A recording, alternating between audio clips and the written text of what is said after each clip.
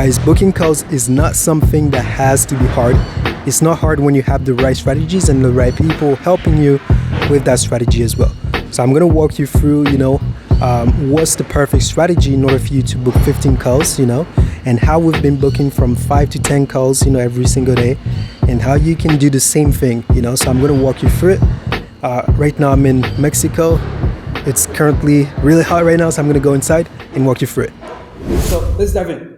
As I mentioned, I'm gonna walk you through like an SOP that I've created, for my growth, conversion expert, so something that will allow him, to step up his game and go from booking, 5 to 10, consistently, to booking, 15 every single day, So the first thing is the offer. Like before I dive into this whole process, if you don't have a good offer, it's not gonna. Don't watch this video. You should focus on first, like actually getting an offer that people want. There's a saying in sales that says like people buy what they want, not necessarily what they need. So it means that if you don't have something that people desire and want and are looking for, it's going to be tough for you to make it work, and make this framework work. So the first thing is having an offer that people want. That's the first step. Before you even think about like hiring an appointment setter, a conversion growth expert, someone who can do appointment setting and actually like qualifying leads as well. You need to have an offer that's a no-brainer, for people. So yeah, so there's multiple like resources that will allow you to do this. There's Alex Amorzi. You can check out his book, and stuff. But this is not a video where I'm going to walk you through how to create a no-brainer offer. Just know that in order for this whole process to work, you need to have something that people want. All right, let's dive into it. So the first thing, there's typically, three components, of this before I dive in. There's LinkedIn, warm calling, Facebook, and reactivation campaigns utilizing Go High Level. So I'm going to walk you through each one of them. So yeah, basically in order to leverage LinkedIn, there's multiple ways. Now, what most people are doing right now is that they're basically pitching people that do not know them, without having any context, and they're just using what I call the direct approach. So they're basically like sending a pitch, to someone, explaining what is it that they do without any context. And most people are doing that right now. I get like tons of emails, tons of like LinkedIn messages from people that are doing stuff like that. It used to work in 2015, maybe. It no longer works because everybody's doing it and it's overcrowded. So what we use is basically the engagement method. It's basically engaging, with prospects in order to get them on a call, in order to get them to talk, about themselves, find inefficiencies, and from there get them on a call at the hand. So I'll walk you through it. So basically, first step is, you ask an open-ended question. Typically, let's say that I'm reaching out to a SaaS. I might be like, hey, so I see that you guys I see that you have a SaaS business. Do you guys sell like annual subscriptions or just on a month-to-month basis? Might be a question that's going to get a SaaS owner to respond to me and get his attention. The purpose of this is to get the person's attention first in order to start a conversation. Once you have your way in, you can then talk about other things, and see if you can help them. All right. So basically you send that. As soon as they respond, basically I have my conversion growth expert actually, personalizing the messaging, So it's basically finding social context. So you can do it for multiple ways. You can go on their website. You can go on their LinkedIn profile. You can go on their Instagram, So I'd recommend, in order to make it fast and efficient, just going on the website and actually mention something that is on the website that shows the person that you actually paid attention to what is it that they're doing. Most people are not doing that. They're just sending a message, pitching people, and hoping that will stick and that some people will actually eventually maybe want to hop on a call with them. So yeah, once you basically personalize, you're gonna ask a question again that's going to allow them to mention that they have an inefficiency, and then you present yourself as the solution. I have a saying is basically like, I don't pitch someone unless I know that they'll say yes. That's a mental framework that most people need to take when they're doing their outreach, is that if you're pitching someone and you don't know for a fact that they're going to say yes, don't pitch them. It means that you didn't ask enough questions in order to find inefficiencies, So let's say, let me give you an example. Let's say that I have, there's me, and then maybe somebody else that's selling water in New York. It tends to be pretty hot during summers. So I go to people and I'm like, hey, do you want water? Hey, do you want water? Hey, do you want water? You know. And the second person is basically saying, hey, are you thirsty? Hey, are you thirsty? When you say, hey, you want water, some people will maybe take you up on the offer and tell you yes. But the person that's going to say, hey, are you thirsty, is going to have a higher conversion rate and get more people to buy the water in the first place. You know. So in this case, you need to switch from, hey, do you want water, to, hey, are you thirsty? So that's basically what we're doing with these questions. We're asking questions, then at the end, we send a pitch, small pitch, something that you like really like where you present your offer, or basically pricing ourselves as the solution, to their problems. Most people don't do that. Most people, what they do is that they pitch right away without having any context, so instead, you want to do something like this. So, all right. Then you do your normal follow-ups. It's important to have like a clear cadence of follow-ups, So personally, what we do is that we basically leverage Trello. A lot of people leverage like Pipedrive. Trello is free. I mean, we're actually paying for it, but Trello allows us to see like each, stages, and we're able to follow up with people, like with 3 days later, 4 days later, 7 days later, and it's consistent. And most people do not do that because like when we message people and we're like, hey, we were just following up on our last message, most people are like, okay, most people do not follow up. So I'm actually surprised that you did, and we're able to get them on the call as well through that. So yeah. So sometimes, it's not necessarily that you don't have like a lot of messages that are going out. It's sometimes that you're not following up enough with your prospects because you need to have like inputs equals outputs. The more inputs you have, so your inputs in this case is your follow-ups, the amount of outreaches that you're doing on a day-to-day basis, the more outputs you'll get. So your outputs is typically the amount of calls that you've offered and the amount of calls that you've booked, at the head. All right. The upfront method, this is something that's really efficient, for us. And this is something, that we've tested across like us, clients as well, and it always works. Basically, what you do is you're upfront and you literally request a meeting from the get-go. What it's going to do is that the person is going to ask themselves, what does that person want to set up a meeting with me? And again, like when you request a meeting, don't ask for like, don't tell them about what you do. Don't tell them about the offering. Don't tell them about like, hey, I help people do X, Y, and Z. You literally just request a meeting. Then what's going to do is that they're going to be intrigued as to why you're asking for the meeting. So they'll either say two things. They'll either tell you, yes, let's get on the call and let's do a meeting. Or they'll ask you regarding what, And this is when you basically tell them regarding X, Y, and Z, and you basically place your offer. Now, when you say regarding X in this case, keep it super, super vague. Don't do something that's like, hey, regarding how to get 5 to 10 appointments on a, it's not that it doesn't work. It's just that you need to keep it purposely vague. So that way, you can get them on a call eventually. So I'll use the SaaS example in this case. I might say, hey, it's regarding increasing your conversion rate. Simple as that. All right, cool.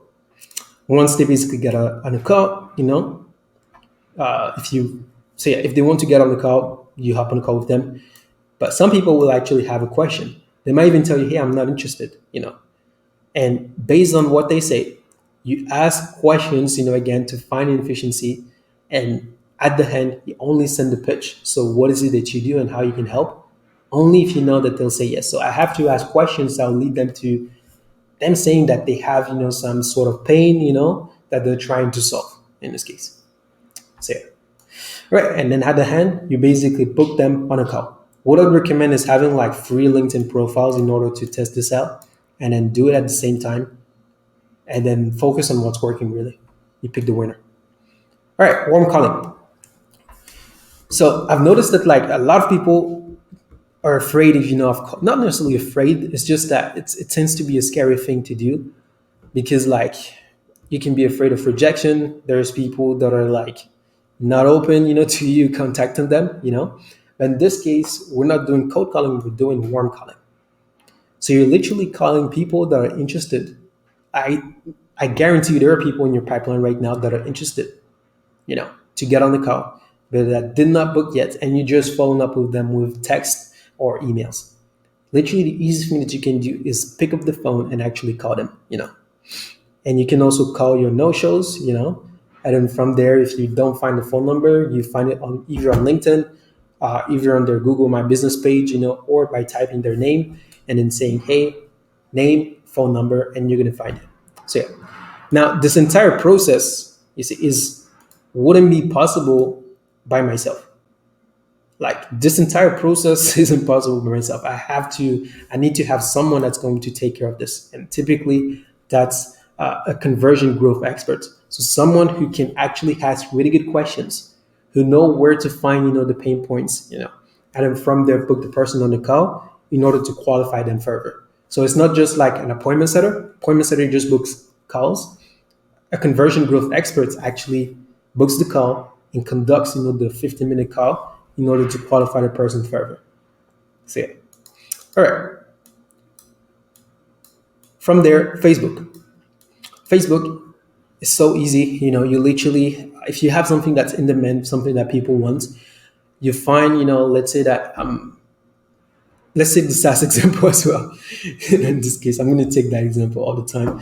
So let's say, that I have a SaaS company. I don't have a SaaS company. I have an agency that's helping SaaS companies, in this case. What I'm going to do is I'm going to basically go into groups, related to the SaaS space in this case. And from there, I'm going to reach out and then ask a question and ask them if they're looking, for my solution. You literally ask them if they're looking for your solution.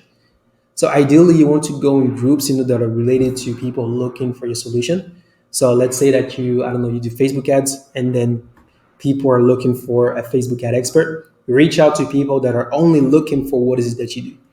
Focus on these people because they're more likely to actually get on the call. From there, you basically send them a message, as I mentioned. You use a qualifying question, once they respond. And same thing that we did with LinkedIn, we're basically asking questions in order to find inefficiencies. But not only that, but we're asking the question in order to play hard to get. On Facebook, this is the thing that will get you a lot more calls compared to just being like, hey, do you want to get on the call? It sounds needy when you just ask them to get on the call. So what we're doing is that we're playing hard to get by asking questions. So again, if I'm reaching out to a SaaS company, you might tell them, cool, so right now, like, what's your conversion rate on your website? Because we just want to make sure that you're set up for success. So what's your conversion rate? They're going to tell you, oh, my conversion rate is X. Okay, interesting. So I guess like right now, have you done any paid ads in the past? No. Okay, I mean, yes, let's say. How's that been going? Oh, it's been going great. It's been going okay in this case. And I need help. By you asking these questions, you're not only finding inefficiencies, but your positioning is different. You go from, okay, I want to get on the call with you, to, okay, I'm asking you questions in order to see if you're a fit. That's a lot easier, when it comes to booking calls on Facebook. So yeah, play hard to get. At the end, you pitch them. Same thing, only if you know that they'll say yes. If you're not sure that they'll say yes for sure, don't book them on the call. It's not worth it. So yeah. The last thing, reactivation campaigns. You can literally book 3 to 5 calls just from reactivation campaigns. I have basically our conversion growth expert actually doing this stuff. So what we're doing is that we're leveraging Go High Level and then using text messaging campaigns in order to reach out to prospects in this case. So what we're doing is that you launch the campaign at 11 a.m. EST.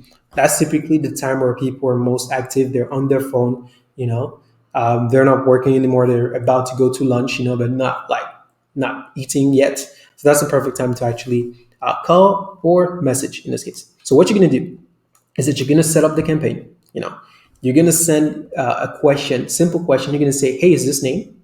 Just want to make sure I have the right number, something like that. Hey, is this name? Hey, name, this you? Then from there, people will respond, yes, yes, yes, yes, yes, no, no, no, no, no, no, yes, yes. Everybody that's basically saying yes, you literally pick up the phone. You ask your growth, conversion expert to pick up the phone in order to call the person, So there's like 2 processes that you can take. So you can either call, so you tell them, hey, name, what's up? just shot you a text, in order to craft your script, by the way, there's The Way of the Wolf. That's a really good book in order to craft like a cold calling script. But I won't go into details on how to do that. But yeah. And then at the end, you basically present them with your offer. If they like it, cool, And the thing with like cold calling is it's similar to Facebook. You basically need to play hard to get by not pretending, but in this case, by showing the prospect that if they do not move forward on the call, you're good, you know. And at the end of the day, you have to be good if they do not move forward on the call. This positioning will help you a lot more than trying to convince them. When you try to convince them, you sound needy, and then people don't like needy people. So yeah. All right, cool. So yeah, texting. At that point, you can literally like book them by just texting them, So you can ask them, hey, what's a good time to connect? Then from there, they'll tell you, you book them on your calendar. You confirm, that they actually got the invite.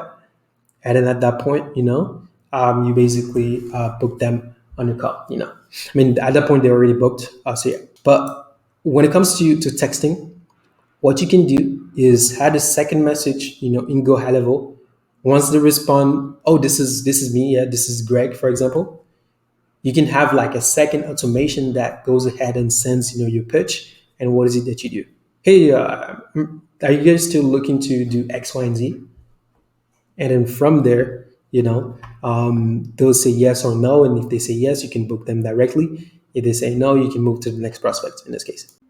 So, but the secret behind this is to basically leverage this with a conversion growth expert. So someone who can actually ask really good questions, someone who can find inefficiencies and then at the end take them on a call in order to qualify them further.